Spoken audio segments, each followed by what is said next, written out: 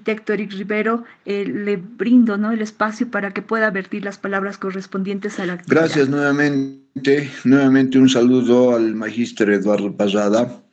Es un honor contar con su presencia y agradecerle a la vez pues el que pueda colaborarnos en esta actividad académica.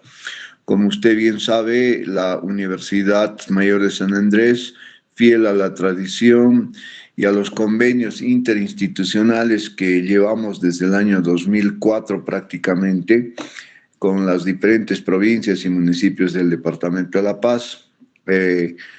Como es cada año, estamos igual en poder recibir a los 3 mejores bachilleres de cada municipio.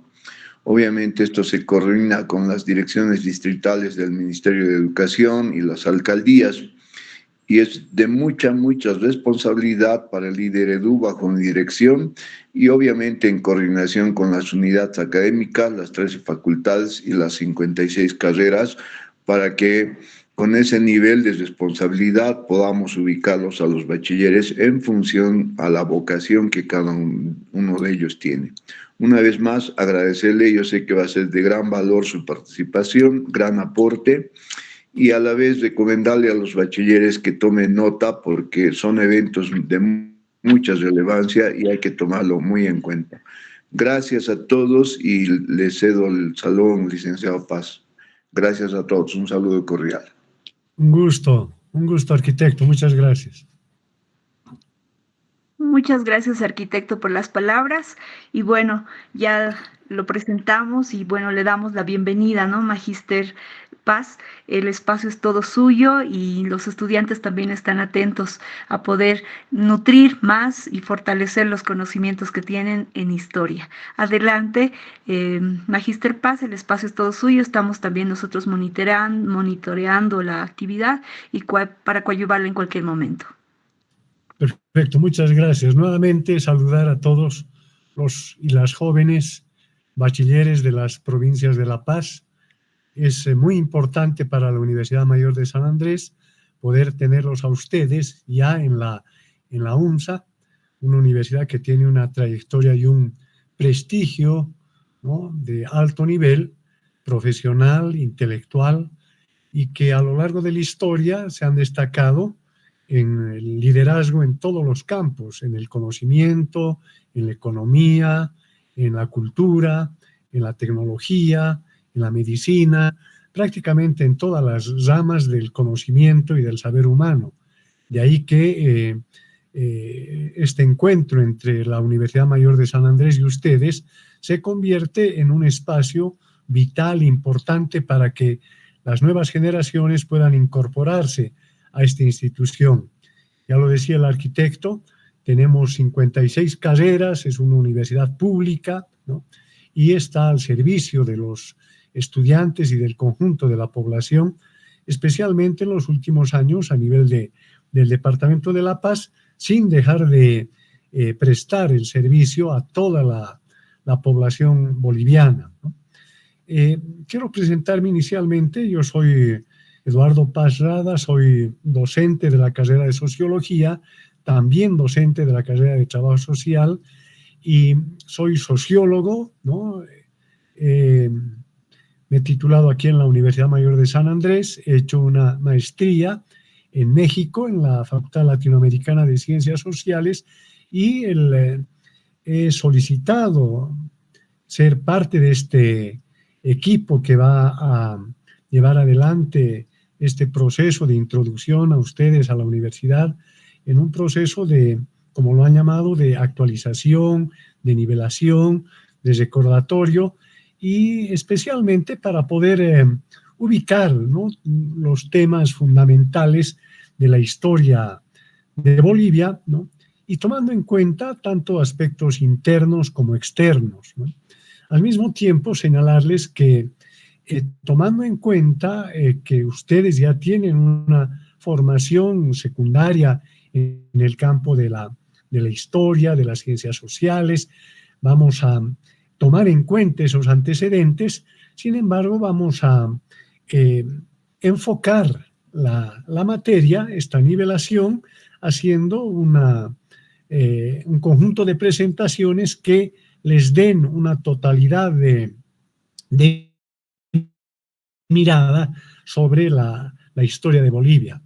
El punto de partida, sin duda, para estudiar la historia, tiene que ver con lo que plantea el propio Plan Nacional de Estudios, ¿no?, de secundaria, bajo el modelo educativo sociocomunitario productivo, que para el estudio de la historia tiene como punto de partida el punto de mirada, podríamos decir, sobre lo que vamos a volver varias veces para que ustedes puedan tener en cuenta qué implica una mirada, un punto de vista, una perspectiva. En este caso es la perspectiva de la descolonización. Y esto quiero que lo tomen muy en cuenta porque a lo largo de estos 5 días vamos a hacer mucha referencia a este concepto que es vital para poder tener una mirada crítica de la historia, para poder conocer, ¿no?, y profundizar el conocimiento de la realidad boliviana y poder desentrañar de dónde venimos, quiénes somos, ¿no?, qué influencias hemos tenido históricamente como sociedad boliviana, ¿no?, qué aspectos sociológicos de nuestra vida están marcados por el proceso histórico y qué nos permite hablar de la descolonización, de la interculturalidad y sobre todo del tercer aspecto que va a también estar presente en este curso que vamos a dar en estos días, que es el de tomar y tener una formación crítica. Y esto me parece muy importante porque la formación crítica implica que reflexionemos, tomemos en cuenta, siempre preguntándonos y siempre preguntando, ¿no?, cuán certera, cuán veraz es la versión que estamos escuchando y sobre todo la versión de la historia que comúnmente conocemos. Yo creo que ustedes ya han avanzado mucho en la mirada descolonizadora, en la mirada crítica de la historia, y esto es muy importante para poder entender cuáles son las fuentes de nuestra existencia, ¿no? Y la mirada que vamos a tomar es una mirada desde, ¿no?, desde los pueblos dominados de Bolivia y de América Latina. Este es un punto de partida, porque la versión y los estudios de la historia pueden ser y han sido generalmente desarrollados, controlados y incluso impuestos, ¿no?, por las clases dominantes sobre los colonizadores, ¿no?, sobre quienes han impuesto un conjunto de criterios, elementos de carácter económico, político, cultural, sometiendo a los pueblos, ¿no?, originarios de estas tierras. Y este es el punto de partida que quiero yo señalar porque ustedes que son parte de una nueva generación, ¿no?, que ha reivindicado y reivindica sus ancestros, su identidad, tenemos que fortalecer esto y tenemos que tomarlo en cuenta precisamente en la lectura y en el estudio de la historia de, yo llamaría, antes que Bolivia, la historia del mundo andino, de las sociedades andinas y de Bolivia, porque Bolivia es una institución, ¿no?, político-estatal de los últimos 200 años. Precisamente este año, o el año pasado, perdón, el 2025, hemos celebrado el bicentenario de la existencia de Bolivia.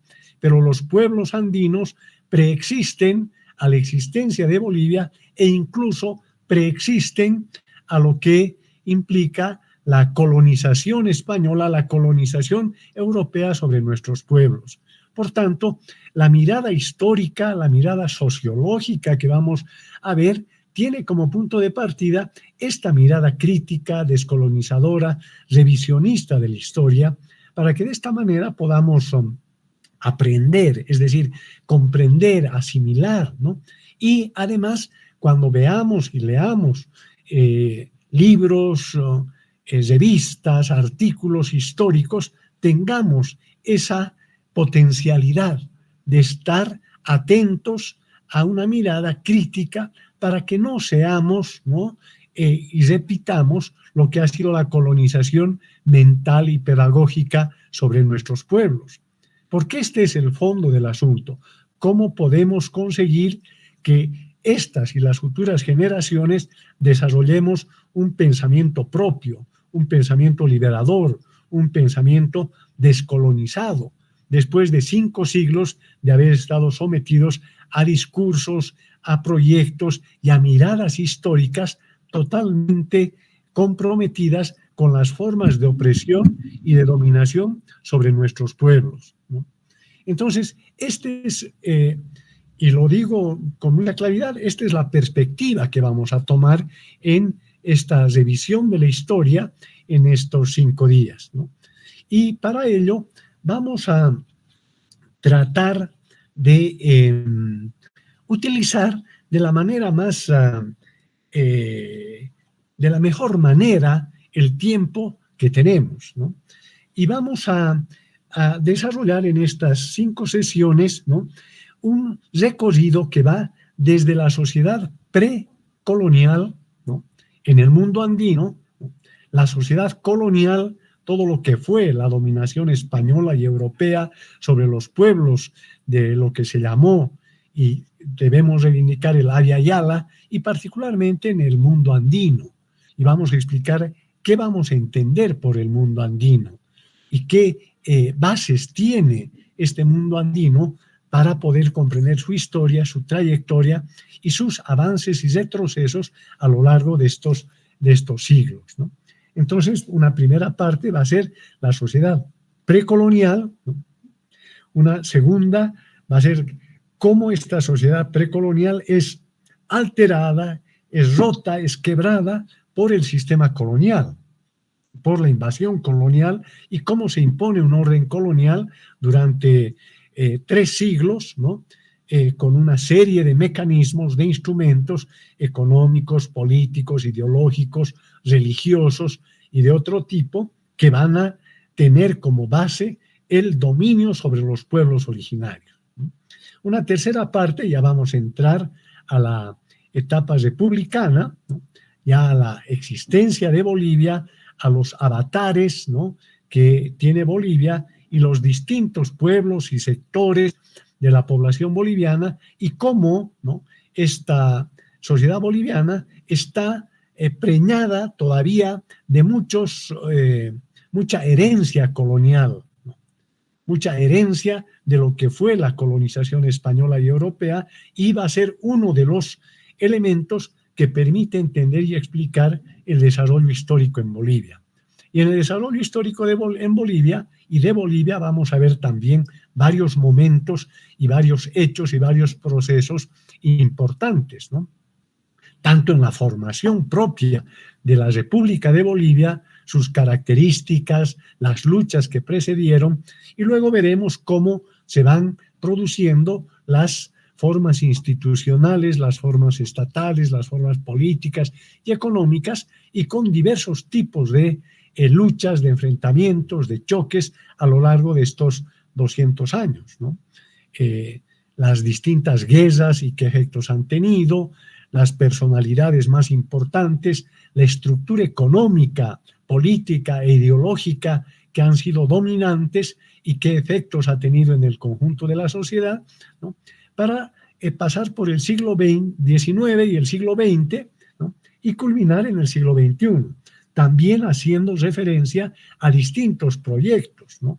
Podemos, y ya lo adelanto, así como vamos a ver la sociedad precolonial, vamos a ver la sociedad colonial, y en el periodo republicano vamos a ver tanto el dominio de las oligarquías terratenientes y mineras, ¿no?, lo que significó la guerra del Chaco, la revolución del 52, ¿no?, luego del 52, cómo se produce la imposición del neoliberalismo, y ya entrando al siglo XXI vamos a ver las características del Estado plurinacional. Por tanto, este va a ser el recorrido que vamos a hacer en estas 5 sesiones, ¿no?, y para que ustedes tengan algo así como un primer mapa, ¿no?, un primer recorrido, una primera mirada de qué vamos a hacer estos 5 días.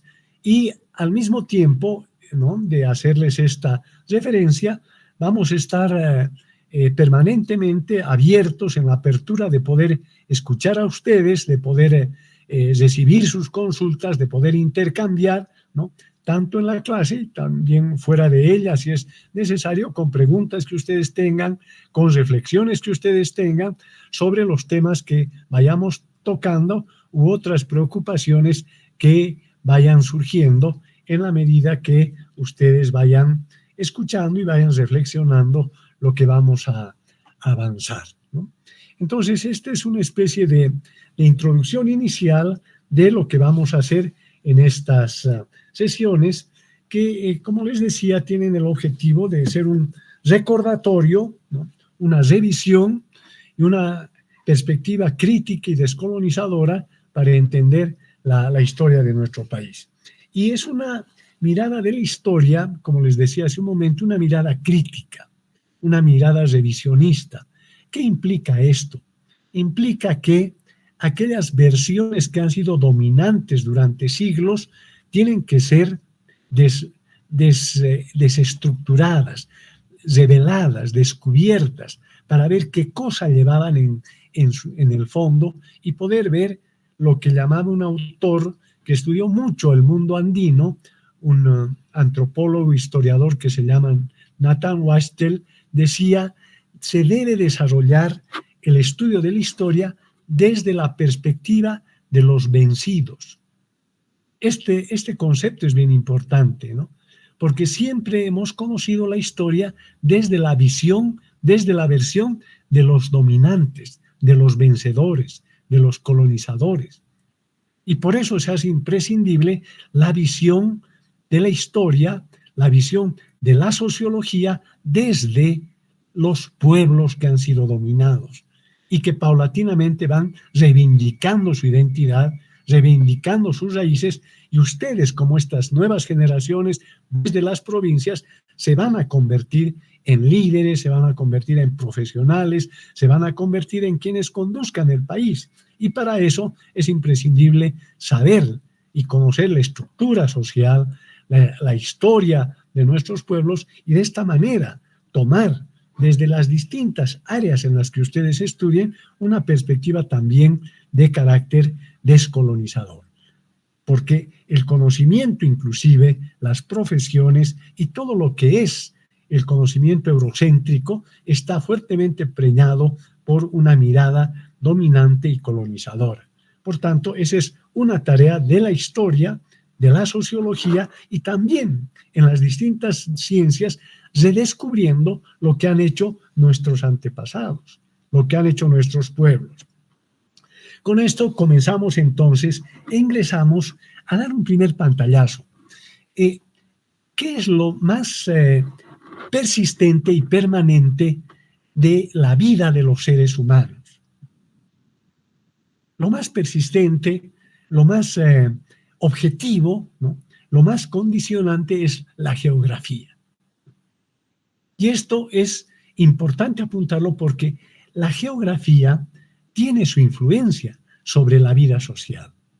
Marca a los pueblos en su vida social, marca la historia de los pueblos.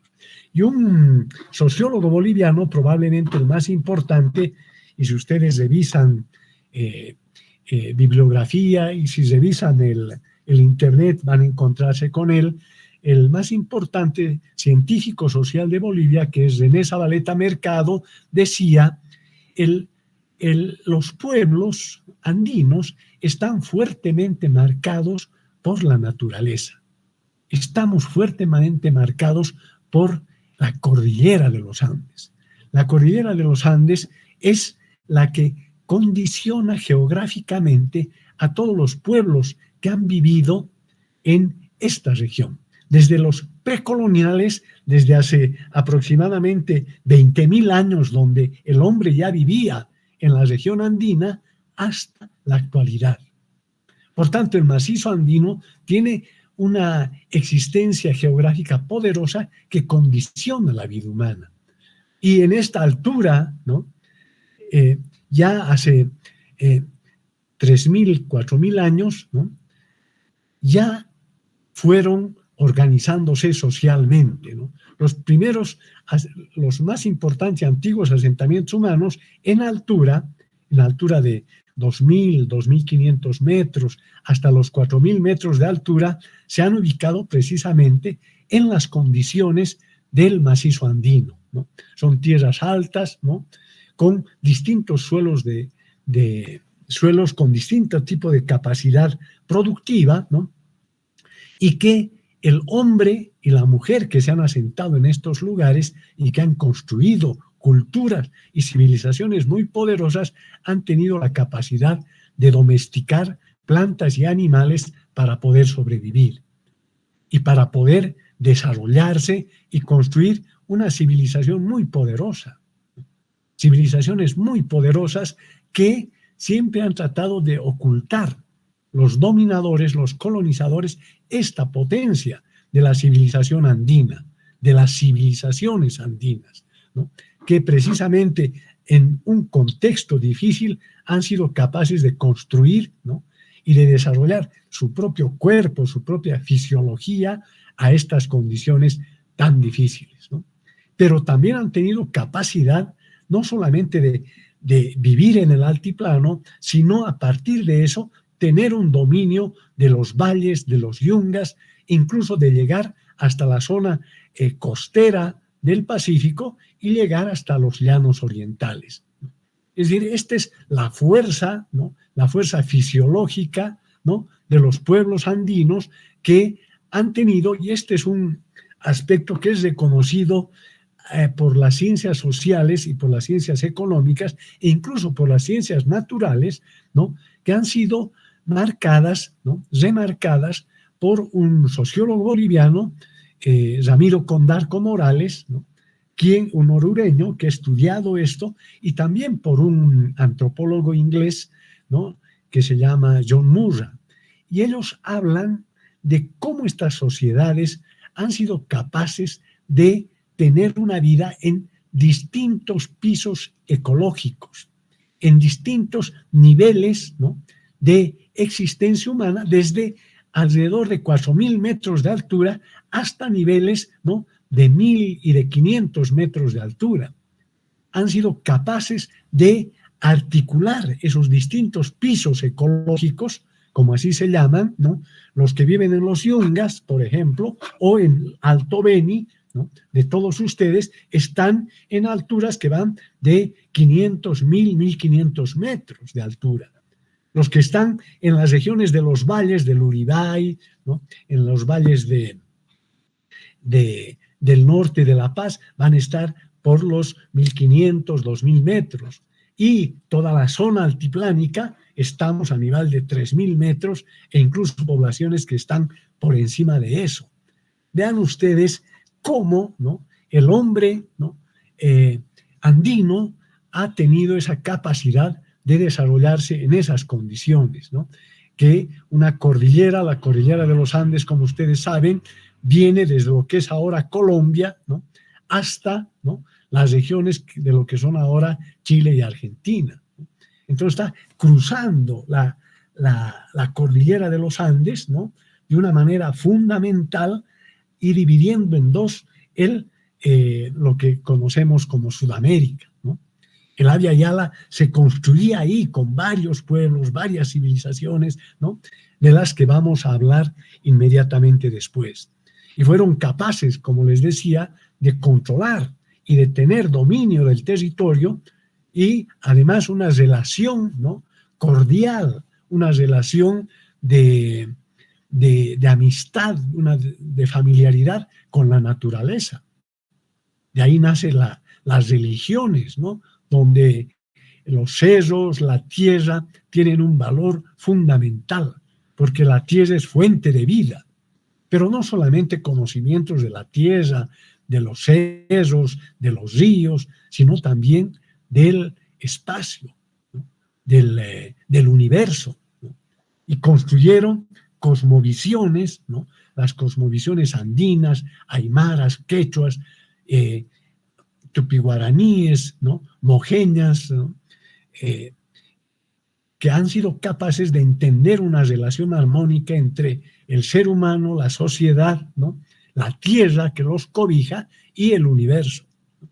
Y esto es un conocimiento que recién en las últimas décadas están siendo reconocidas por el conocimiento y la ciencia europea. Recién comienzan a reconocer la importancia que tiene esa relación armónica con la naturaleza y que no se puede jugar con la naturaleza, que no se puede quebrar la naturaleza, como lo ha hecho Occidente. Y ustedes han debido escuchar hablar y escuchan seguramente todos los días. Hablamos de la crisis climática, hablamos de la crisis del medio ambiente, de la crisis ecológica. ¿Esto por qué se da? Porque no ha habido en las culturas occidentales, europeas, industrialistas, colonizadoras, una mirada armónica con la tierra. Han destruido la tierra, destruyen la tierra. Y esto lleva y trae estos efectos, ¿no?, de lo que vivimos ahora como la crisis medioambiental, la crisis ecológica, ¿no?, la crisis climática que se llama, ¿no? Y empiezan a retomar aquel conocimiento ancestral, precolonial, de quienes se han instalado en toda esta región, ¿no?, que es el mundo andino, que no es solamente la cordillera, como les digo, es la cordillera hacia los valles, hacia los yungas y hacia los llanos, por una parte, y por otra parte, hacia los valles y la zona costera hacia el Océano Pacífico. Por tanto, entender el contexto geográfico implica y tiene una alta importancia por las riquezas que tiene. Y las riquezas van a permitir entendernos por qué se ha dado la colonización, por qué se ha ordenado de determinada manera este territorio que hoy es Bolivia. Porque es toda esta región a la que hemos descrito a partir de la cordillera es rica en recursos mineros, agrícolas, hídricos, en la piscicultura, en la hidráulica, recursos pecuarios, ganaderos, forestales, que ustedes conocen incluso más que yo seguramente, porque están en contacto directo, ¿no?, con la tierra y con todas las capacidades y cualidades que tiene la tierra, ¿no?, y la riqueza que nos da para existir, ¿no?, y que precisamente el recuperar estas tierras, estos recursos, es fundamental para construir una identidad, ¿no?, y para tener una mirada crítica de lo que es la historia.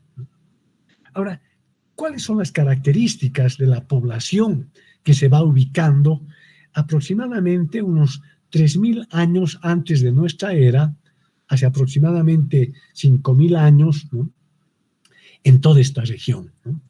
Se ubican muchos habitantes en la región del altiplano, ¿no?, porque ahí van construyendo a partir del lago Titicaca toda una civilización de armonía con la naturaleza, lo que les dije hace un momento, pero aprovechando intensamente todas las condiciones que da todo el contexto del lago Titicaca, ¿no?, todo un contexto, ¿no?, de riquezas, ¿no?, de posibilidades agrarias, y se construye el Tiahuanaco, ¿no?, que es verdaderamente una obra monumental, reconocida prácticamente ahora por todas las culturas, ¿no?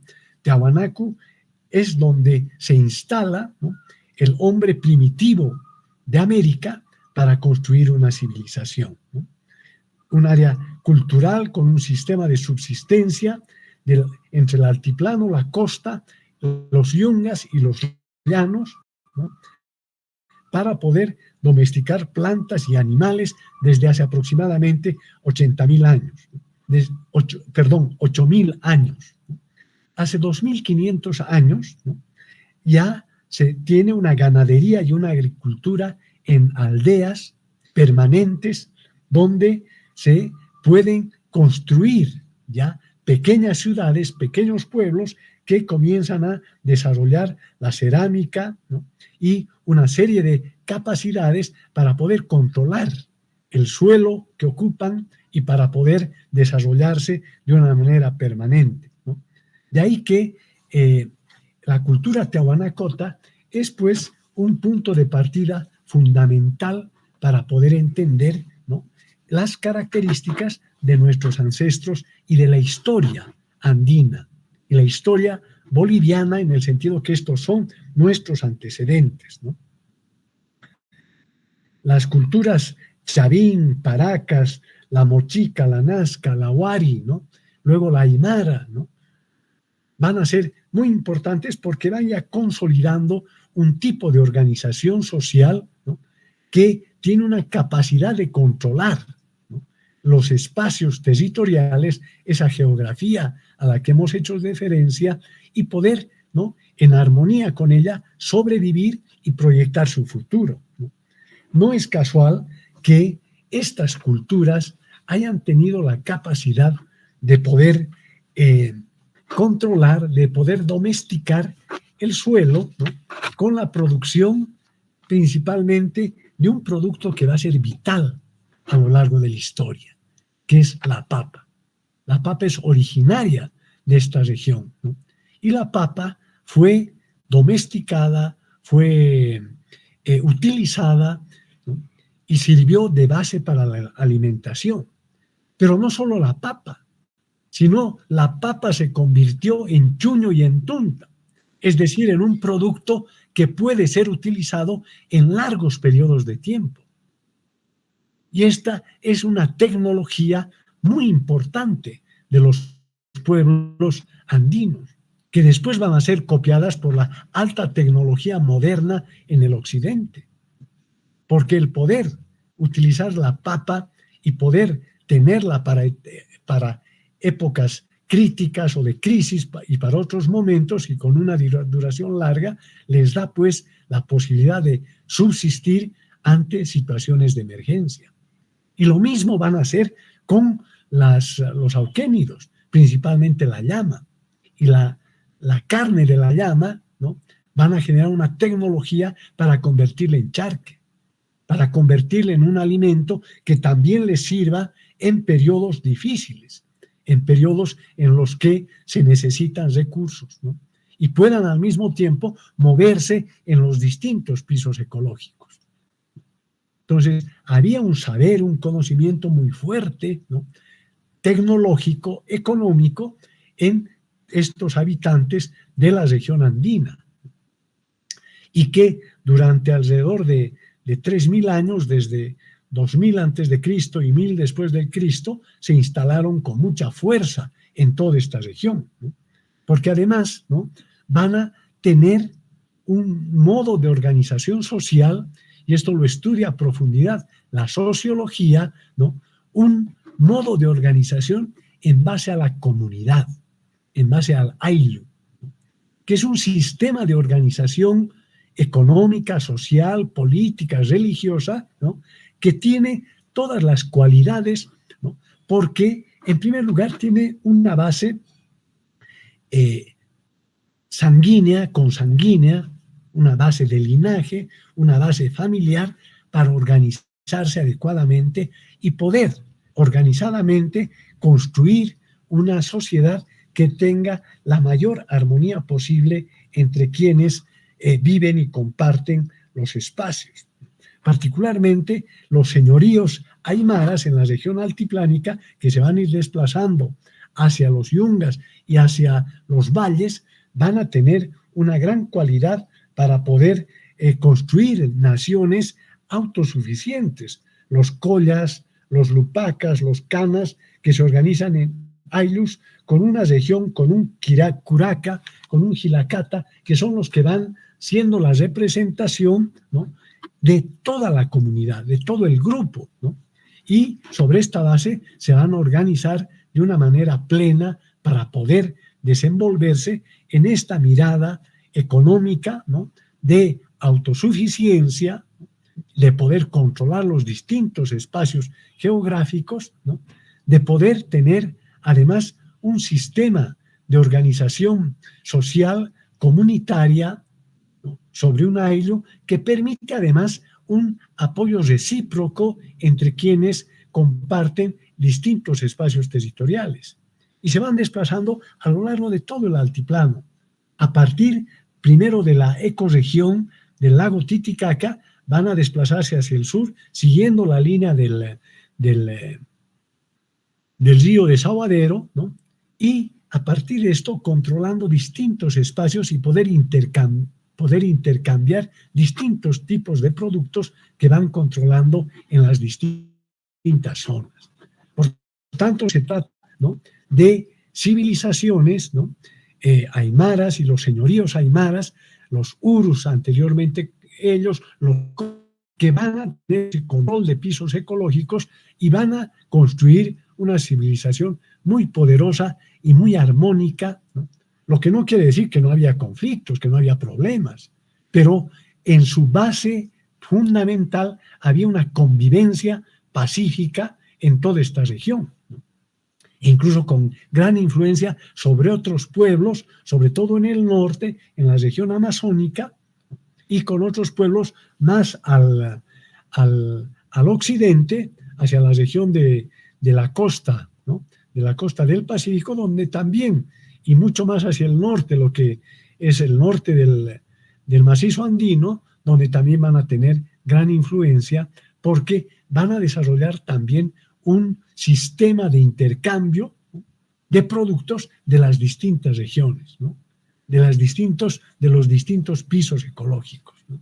Y esto va a generar, pues, y producir una gran importancia de esta región que, a partir de esto, lo que podemos apuntar es que ya aproximadamente el año 1500, 1600, ¿no?, va a haber una conjunción y un avance mayor de lo que va a ser la población quechua, que va a estar ubicada especialmente en la región más occidental del macizo andino, ¿no?, que va a tener su centro en el Cusco y que va a tener su influencia hacia el norte, ¿no?, hacia el Amazonas por un lado y hacia el Pacífico por otra, ¿no?, y que va a ir desarrollándose paulatinamente en toda esta región.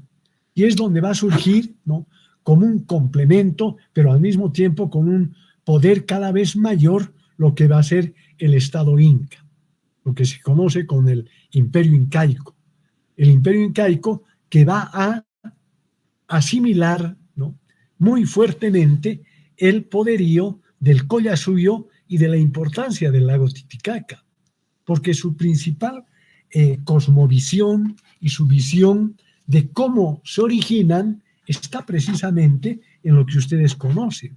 Ustedes han escuchado con seguridad hablar de Manco Cápac y Mama Ocllo, ¿no?, que surgen del lago Titicaca para construir una gran civilización, para construir el imperio inca.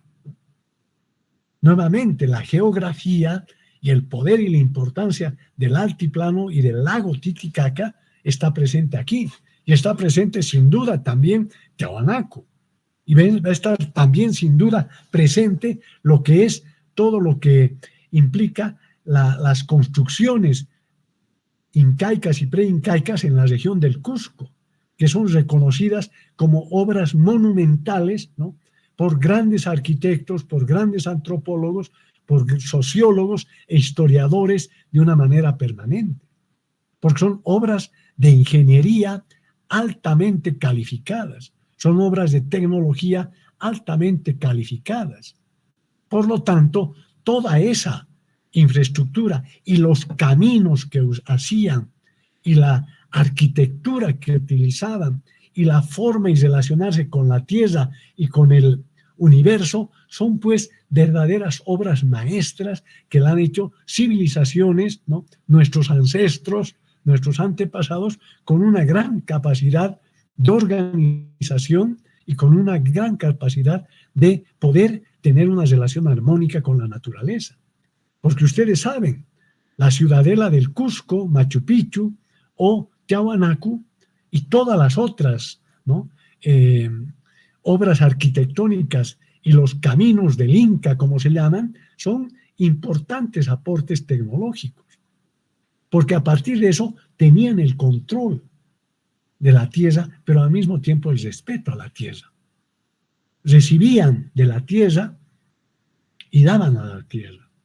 Y el imperio incaico, precisamente, tuvo esos antecedentes y ese reconocimiento de lo que es la cultura del Collasuyo y Tiahuanacota.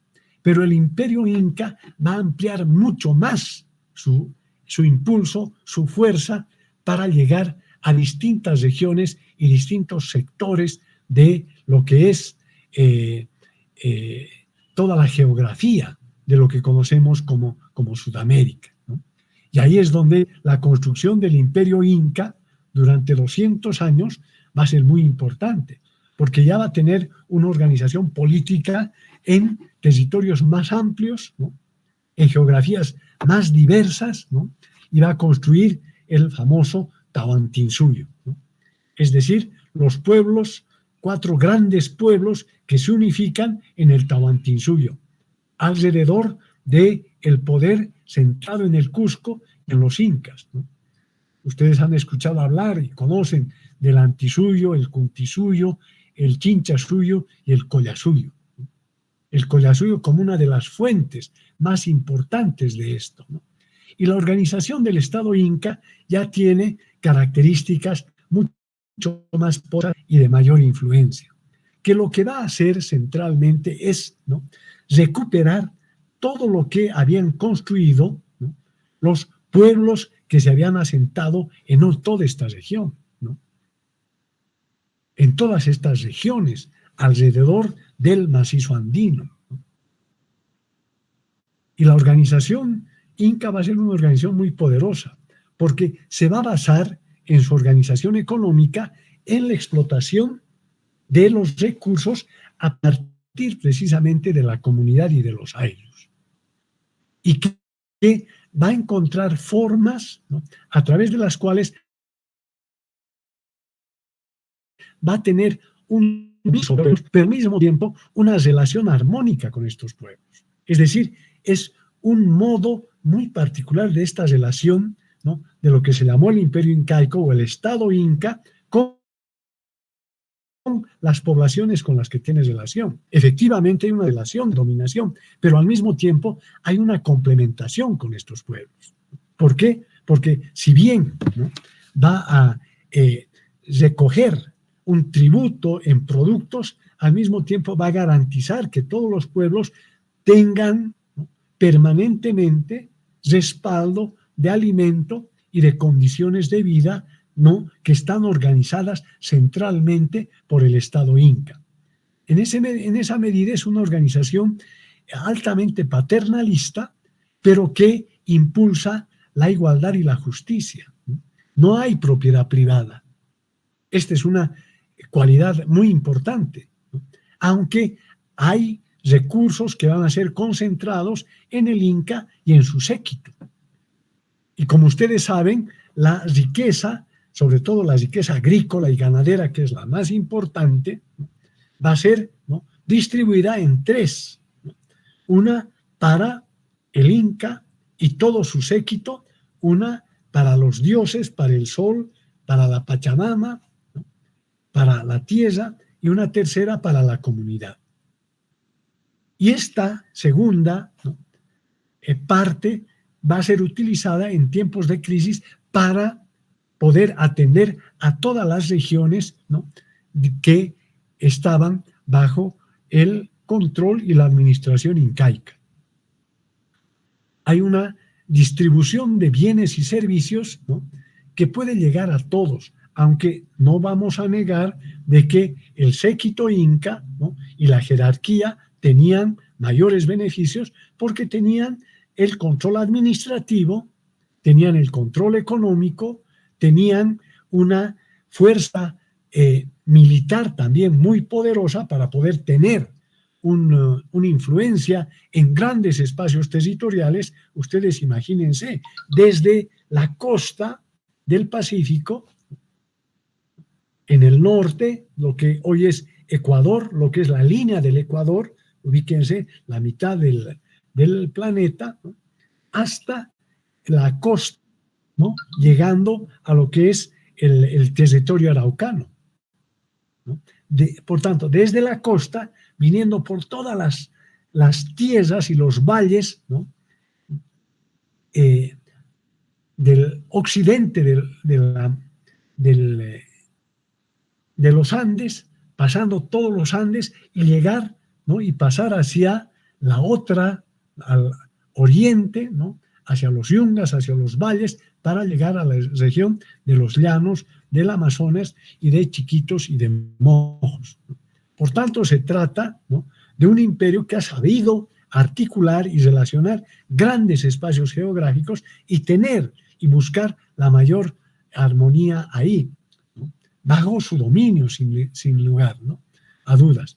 Y sus formas religiosas, sus formas ideológicas van a estar también relacionadas con, ¿no?, lo que fueron sus propios ancestros, ¿no?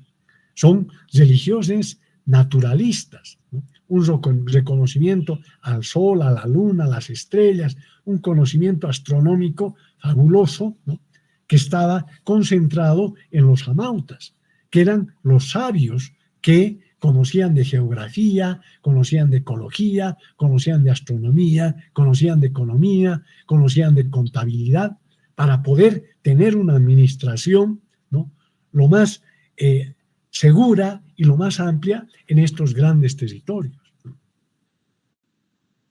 Y además son capaces de, ¿no?, generar formas sincréticas de cultura y de vida, es decir, una conjunción armónica entre los distintos pueblos con los que tienen relación. Y esto es muy importante porque ese sincretismo genera mayores potencialidades para su propia existencia, porque estos señoríos anteriores, ¿no?, estos pueblos anteriores se conjuncionan y van generando una red caminera, una infraestructura, ¿no?, tienen capacidad productiva minera, saben de la fundición, ¿no?, saben del tejido, tienen un conocimiento muy profundo de los minerales, ¿no?, de la agricultura, de la ganadería, y por eso tiene esa capacidad de tener una amplitud, ¿no?, geográfica de la dimensión que hemos señalado.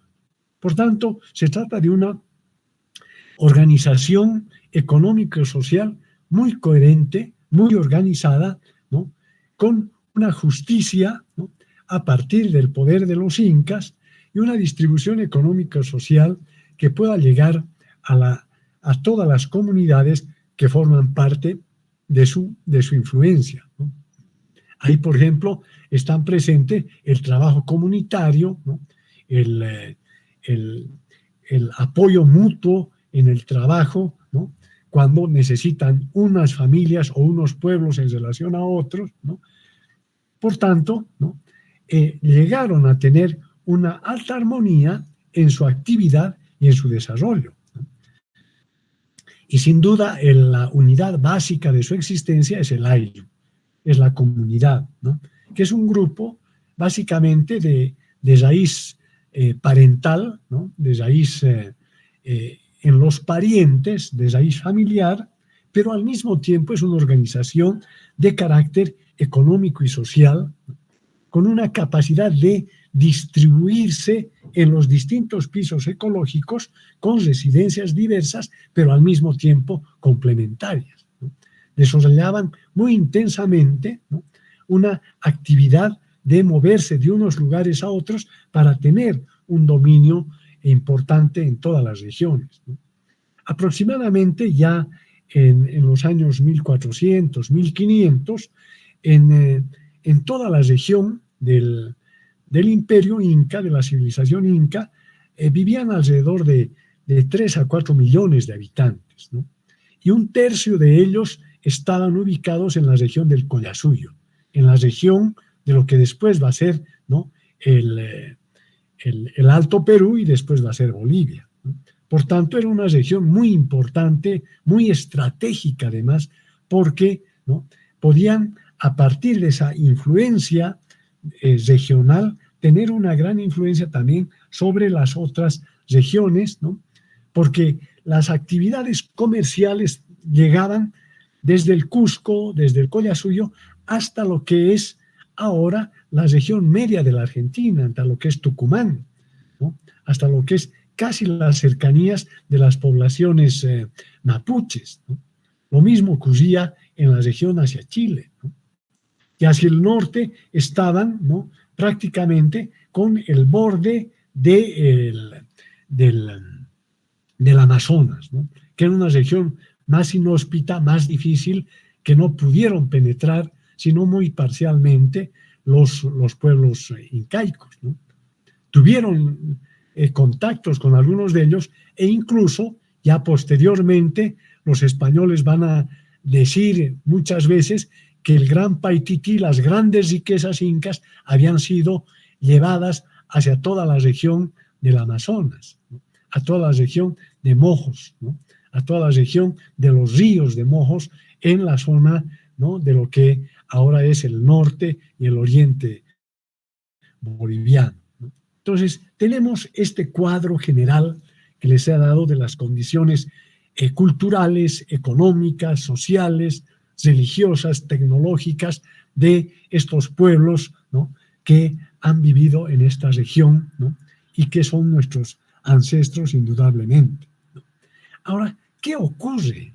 Y esto es el segundo punto que vamos a desarrollar ahora. Es decir, ¿qué pasa, ¿no?, cuando se produce la invasión, ¿no?,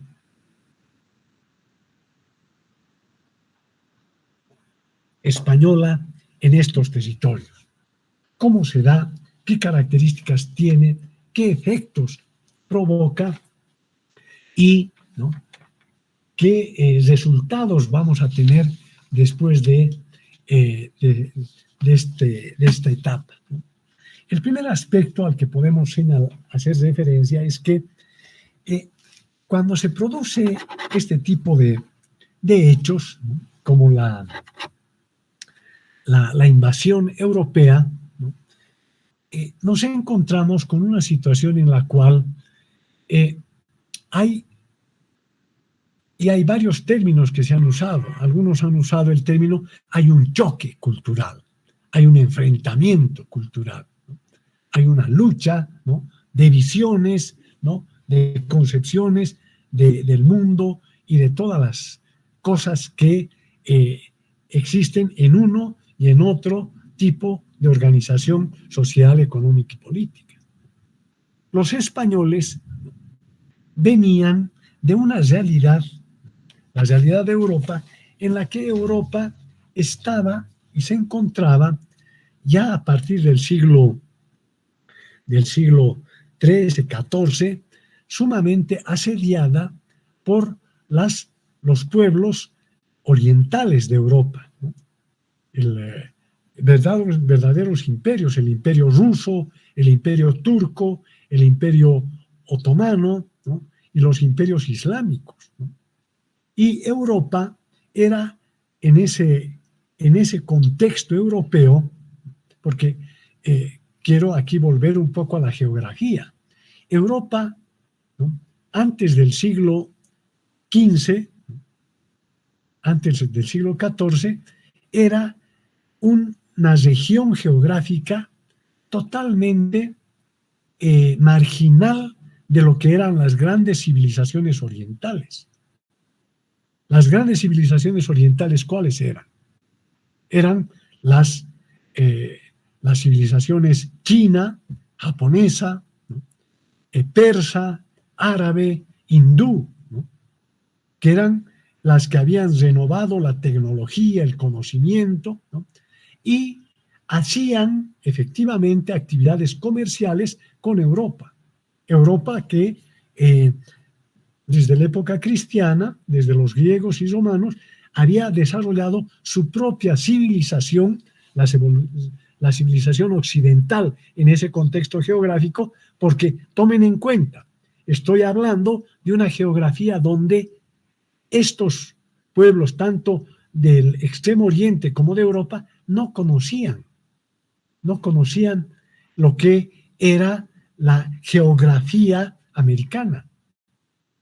El mundo para ellos se restringía desde Europa hasta Japón.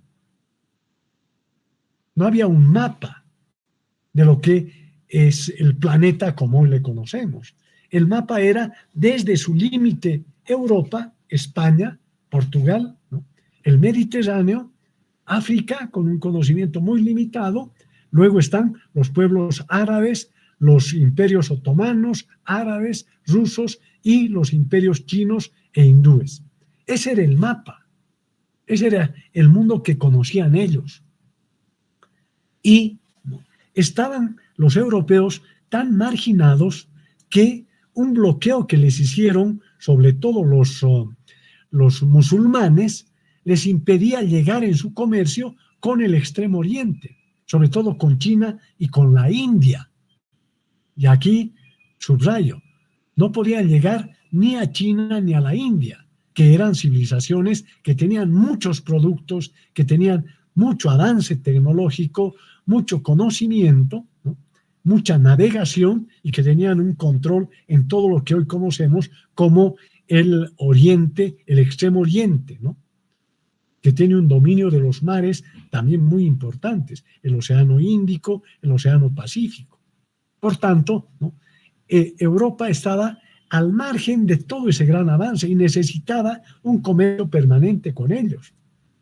Ahí surge, ¿no?, la necesidad, ¿no?, de Europa de buscar modos de llegar a las Indias orientales, de llegar a la China, de llegar al mundo persa, de llegar a esas civilizaciones.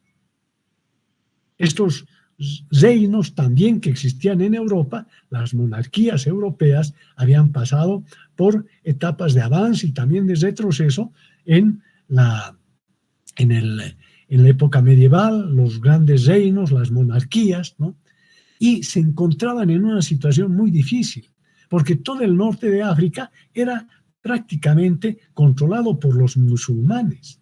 Entonces tenían dificultad de llegar a otras regiones. Entonces tuvieron que hacer y desarrollar, ¿no?, campañas de navegación que tenían para llegar al Extremo Oriente que recorrer el Océano Atlántico, como lo conocemos, hacia el sur, ¿no?, por el sur de África, para llegar al Océano Índico y a la India y a la China, y a Persia y al mundo árabe, para poder tener un comercio y tener productos de todas esas regiones.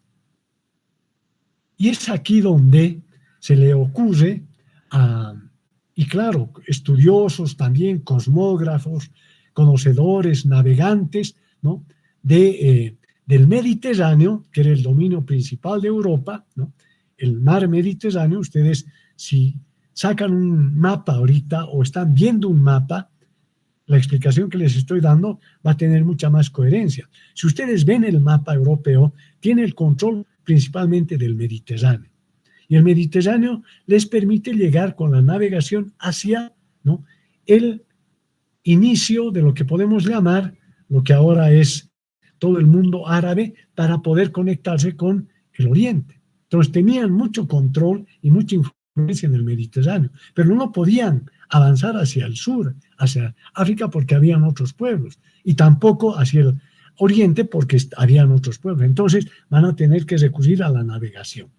Y es ahí, y vuelvo a lo que estaba señalando, que van a desarrollar la navegación hacia el occidente de Europa, con la idea de que iban a llegar a las Indias orientales.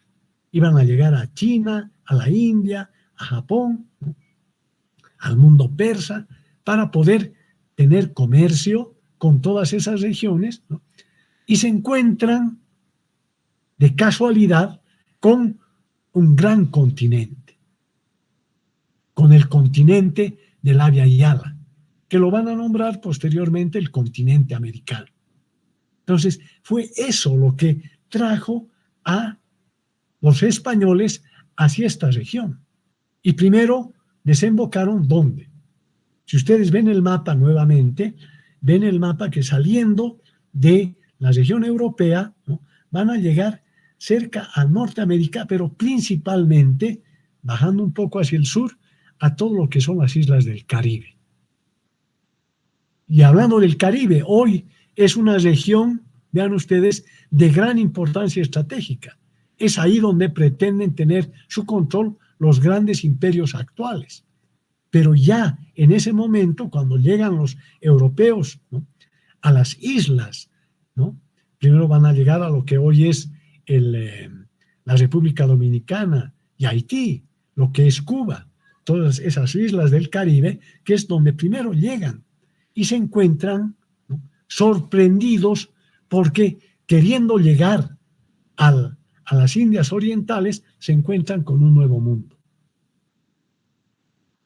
Pero además un nuevo mundo con grandes riquezas. Estamos hablando de 1492. Estamos hablando de lo que significa el momento en que, ¿no?, los europeos descubren o se encuentran con un nuevo mundo que tenía sus propias civilizaciones, sus propios pueblos, ¿no?, como el que hemos descrito hace un momento en la región andina, ¿no?, pero también en el norte estaban el imperio azteca, también un imperio muy poderoso antes de la colonia, ¿no?, con una capacidad de ingeniería, de conocimiento cósmico, ¿no?, de agricultura. Ahí es donde cultivaban el maíz, que va a ser otro alimento que va a cambiar la historia de la humanidad, como la papa, ¿no?, en el mundo andino, el maíz en el mundo azteca. Y el mundo azteca también tenía una organización muy fuerte, muy poderosa, con un alto conocimiento en lo que hoy es México y lo que es los Estados Unidos, que era parte de toda esa cultura mexicana, ¿no? Y más al norte habían pueblos aislados, ¿no?, que estaban mucho más cerca a lo que ahora es Canadá y al Polo Sur. Pero el imperio azteca era también muy poderoso en esa región. Y más al sur, ¿no?, estaban los mayas y los chibchas, que también tenían grandes conocimientos, ¿no?, del territorio y de las cosmogonías y del universo. El calendario maya es uno de los más estudiados actualmente por su precisión para conocer el tiempo y los tiempos por el movimiento de los planetas y de las estrellas. Entonces, a ese mundo llegan los españoles y por eso se sorprenden mucho. Y bueno, tenían efectivamente armas más poderosas, porque habían estado combatiendo durante siglos también con los musulmanes, con los turcos, con los rusos. Entonces venían con sus armas también para defenderse, pero comienzan a usar sus armas contra estos pueblos que vivían en todas estas regiones de lo que luego se llamó América, del Abya Yala. Y comenzó la colonización, que partió de un criterio, de que hay que dominar y controlar estos territorios. ¿Para qué? Para explotar sus tierras, para explotar sus riquezas y para someter a estos pueblos. Y eso es lo que comenzaron a hacer desde que llegaron a estas islas del Caribe. Fueron trasladándose hacia el norte de Sudamérica, el norte de Abya Yala, la región que conocemos como Panamá, la región que conocemos como Venezuela, y fueron trasladándose, ¿no?, primero hacia el norte, que es donde Hernán Cortés va a llegar a México y va a tener guerras muy fuertes, muy poderosas contra los aztecas, que además, ¿no?, los recibieron con los brazos abiertos. Pero como querían dominación, querían riquezas, ¿no?, hicieron guerras, ¿no?, violentas para eliminar y dominar a estos pueblos. Y lo mismo fueron haciendo en la medida que se desplazaban desde el norte hacia el sur en Sudamérica, en Abya Yala, para llegar a la región del mundo andino. Y cuando llegan al mundo andino, se encuentran, igual que en México, con una civilización fabulosa, fastuosa, donde, ¿no?, el oro, la plata, eran riquezas que eran explotadas y servían sobre todo de adorno, servía de ornamentación, servía para la religión, servía para, ¿no?, mostrar cómo podían hacer grandes construcciones y grandes ornamentaciones estos pueblos.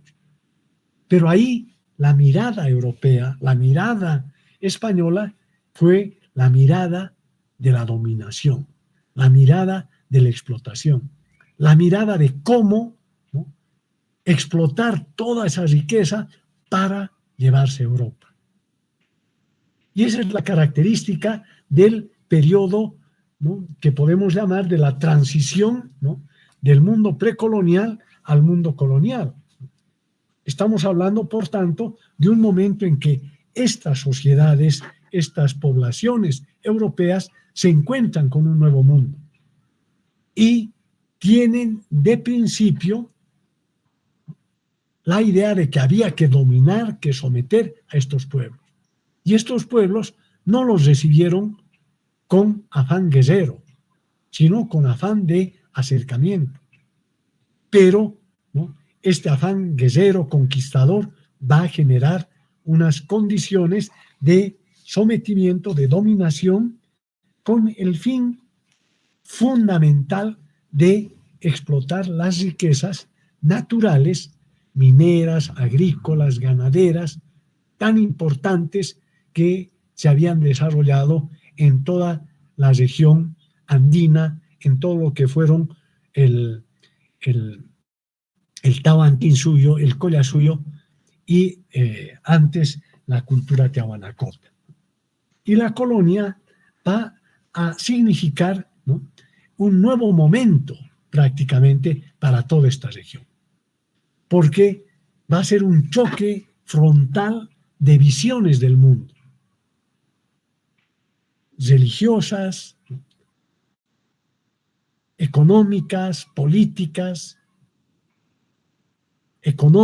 comerciales, ¿no?, sobre la base de un criterio, el criterio de que los europeos y los españoles, ¿no?, que servían a las coronas, ¿no?, a los reinos europeos, tenían que dominar, controlar, enriquecerse y someter a los pueblos andinos. Entonces, esta situación va a llevar, ¿no?, a que, en lugar de que sea un encuentro, como lo llamaron hace, si ustedes recuerdan, cuando se acercaban los 500 años de la llegada de Colón, que los 500 años fueron en 1992, 500 años de 1492. Y cuando se llegaba a esa fecha, ¿no?, recorrió con mucha fuerza el discurso, la idea de que había sido un encuentro de pueblos. Y era el discurso europeo, era el discurso, ¿no?, español, era el discurso colonizador. Porque lo que en realidad ocurrió a partir de 1452 fue, ¿no?, un choque de culturas, un choque de religiones, un choque de pueblos, ¿no?, y que en ese sentido, ¿no?, la conquista europea y española va a significar que cambien y vayan cambiando en muchos aspectos todos aquellos y aquellas condiciones en las que vivían los pueblos, ¿no?, andinos, los pueblos originarios, los pueblos de todas estas regiones. Y fueron cambiando porque comenzaron a imponerse una serie de condiciones, ¿no?, sobre todo, ¿no?, basadas en la dominación y en la explotación. Y fueron dos instrumentos los que fundamentalmente se utilizaron, no los únicos, pero los más importantes. Las armas, la espada, para dominar, para someter a los pueblos y a las poblaciones indígenas, y por otra parte, la cruz. Es decir, la religión como un instrumento también de dominación. Por tanto, la cruz y la espada, junto a los arcabuces, los fusiles, la pólvora, para dominar estos pueblos.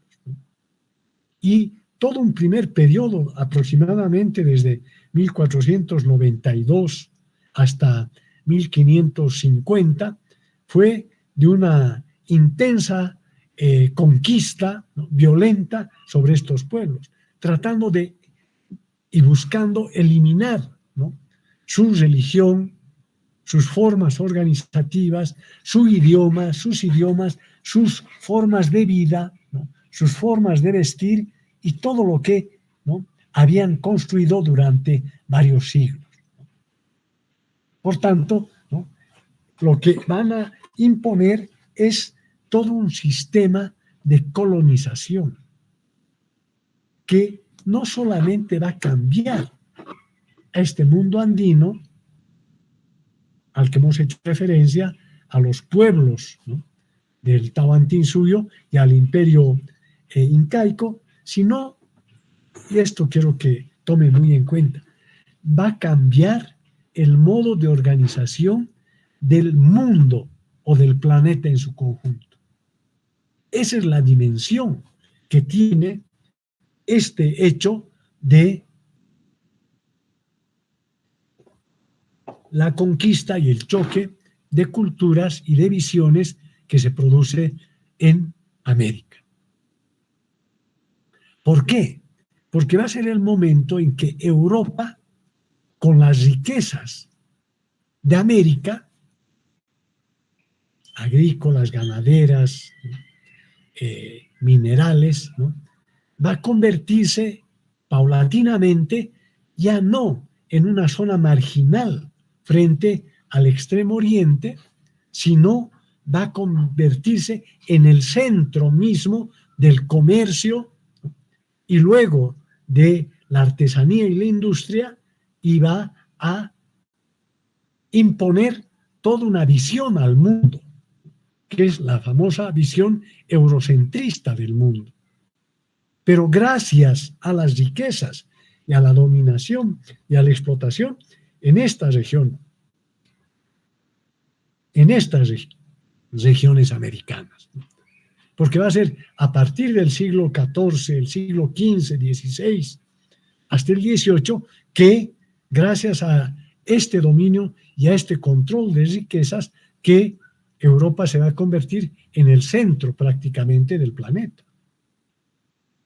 Entonces, es un momento muy importante al que nos estamos refiriendo y que vamos a profundizar precisamente en los efectos que se producen en esta región andina, que la van a llamar, ¿no?, los virreinatos, ¿no?, aquello que era el imperio incaico se va a convertir en el virreinato del Perú, y bajo la dominación española van a formatear o reformatear o redibujar el mapa para tener un dominio en todo lo que es la región que estaba siendo conquistada. Y van a organizar los virreinatos. El primer virreinato que van a organizar va a ser el virreinato de Nueva España. ¿Y cuál era el virreinato de Nueva España? Estaban cambiándole el nombre a lo que era México, lo que fue ese imperio azteca. Entonces, en la región del norte, ¿no?, construyeron el virreinato de Nueva España. En el segundo va a ser el virreinato del Perú, que también tenía un nombre, era si no recuerdo mal, el virreinato de la nueva Andalucía, pero luego ya se generalizó como el virreinato del Perú.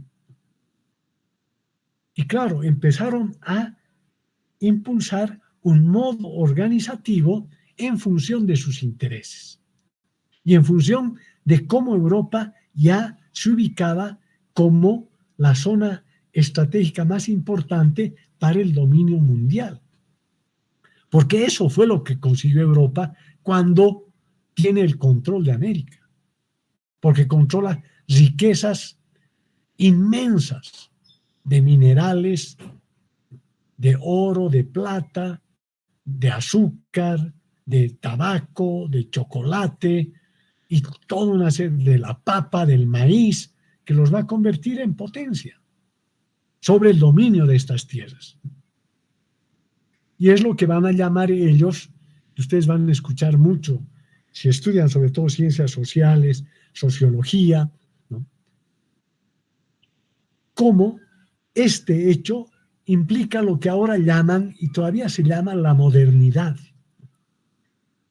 Porque se asocia la modernidad a cómo Europa se convierte en el centro económico, político y militar del planeta. Entonces, esa es la importancia de las riquezas y del trabajo de los pueblos indígenas de América, ¿no? Que permiten construir ese imperio europeo, ¿no? Que ya no es marginal, sino es el centro. Y les permite desarrollar lo que se llama el eurocentrismo y la llamada modernidad. Ese es el nombre que le han dado, la modernidad. Pero para nuestros pueblos, lo que se produce no es la modernidad. Para una visión histórica, revisionista, crítica, descolonizadora, lo que comienza es la colonialidad. Es el sometimiento de nuestros pueblos. No comienza la modernidad.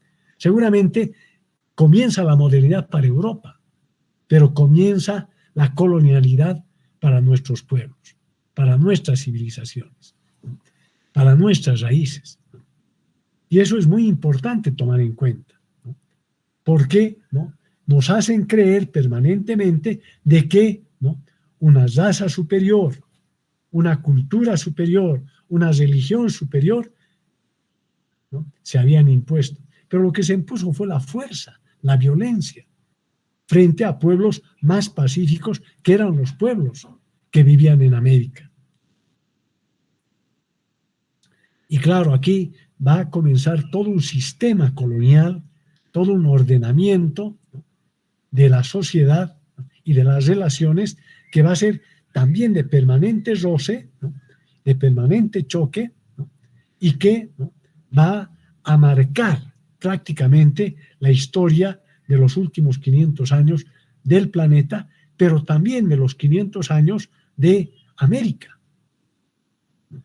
de nuestra propia realidad sudamericana, latinoamericana, caribeña y boliviana.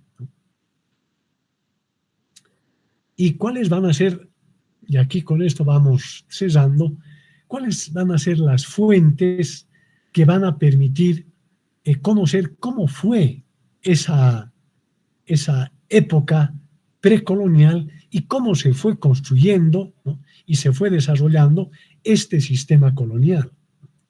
Van a ser, y aquí yo les sugiero que puedan revisar, ¿no?, los escritos de un escribano del rey, ¿no?, porque el rey mandaba también escribanos, es decir, los que iban relatando cómo era la vida en América. Eran, diríamos, los primeros sociólogos, ¿no?, que existían en América, que eran estos escribanos, ¿no?, que los llamaban los cronistas.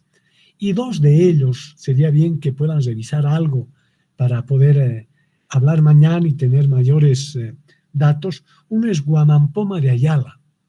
Guamampoma de Ayala, ¿no?, aprendió, ¿no?, se alfabetizó con los españoles, ¿no?, y escribió una serie de relatos de la realidad colonial y precolonial, combinando con una serie de dibujos. Y lo interesante es que en los dibujos va mostrando, ¿no?, indirectamente cómo era la realidad social, política, económica, religiosa de la época. Si ustedes revisan, y están en el internet todos los escritos y los dibujos de Guamampoma, van a descubrir muchas cosas importantes. Cómo se mantiene, ¿no?, la religión ancestral del culto al sol, a la luna, a las montañas, a la Pachamama y mezclado con la Virgen, con Jesucristo, que es una forma de resistencia también a toda esa forma de dominación que impusieron los colonialistas españoles.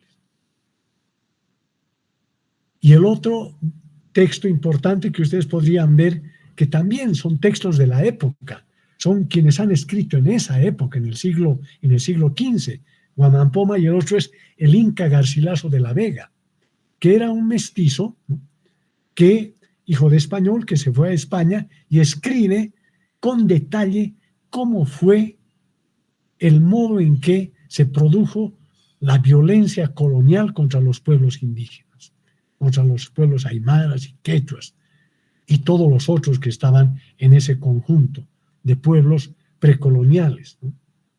Entonces, estas son fuentes importantes, ¿no?, que ustedes pueden leerlas para tener un panorama, ¿no?, de las características, ¿no?, del periodo, sobre todo del periodo de la transición, llamemos así, lo que yo llamaría la invasión colonial, ¿no?, porque todo el periodo de Ahuanacota, en la región andina, el periodo del Collasuyo, del Tahuantinsuyo, del dominio inca, ¿no?, va a ser cortado, ¿no?, a partir de este periodo, sobre todo de 1532, que es cuando los españoles llegan a la región del Imperio Incaico, que es el momento en que llegan y someten a Atahualpa, ¿no?, lo eliminan, a pesar de haber ofrecido a Atahualpa entregarles grandes riquezas, ¿no?, a cambio de su vida y de una convivencia pacífica. Lo van a matar y se van a apropiar de su riqueza y de toda la riqueza que habían tenido como ornamentos, como formas de tributo a los dioses naturales, los pueblos anteriores a la llegada de la invasión colonial.